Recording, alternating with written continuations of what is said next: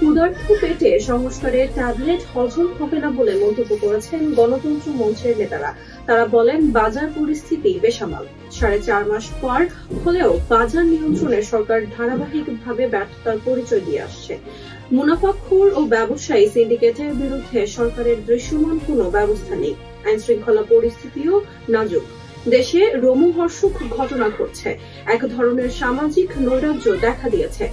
সরকারকে জরুরিভাবে এসব সংকটের সমাধান করতে হবে। আজ মঙ্গলবার পুরানা পল্টন মোড়ে গণতন্ত্র মঞ্চের উদ্যোগে দ্রব্যমূল্যের লাগামহীন ঊর্ধ্বগতি নিয়ন্ত্রণ, মানুষের জানমালের নিরাপত্তা নিশ্চিত সহ জনদুর্ভোগ কমানোর দাবিতে এক সমাবেশে মঞ্চের নেতারা এসব কথা বলেন। সমাবেশ শেষে বিক্ষোভ মিছিল অনুষ্ঠিত হয়। মিছিলটির তোপখানা রোড প্রেস ক্লাব হয়ে পুরানা পল্টনে গিয়ে শেষ হয়। সমাবেশে নাগরিক ঐক্যের সভাপতি মাহমুদুর রহমান মান্না বলেন, সরকার ভালো কিছু দেখাতে পারছে না।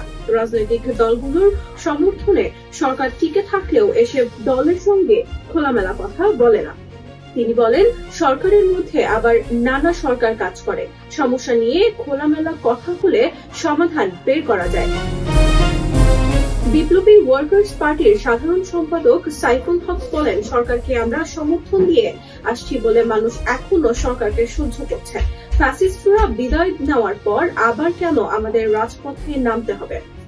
মানুষের ধৈর্যের পরীক্ষা নিতে সরকারের প্রতি আহ্বান জানাচ্ছি। ক্ষুধার্ত পেটে সংস্কারের ট্যাবলেট হজম হবে না। এজন্য সরকারকে নির্বাচনের বিপরীতে হাজির না করতে আহ্বান জানাচ্ছি।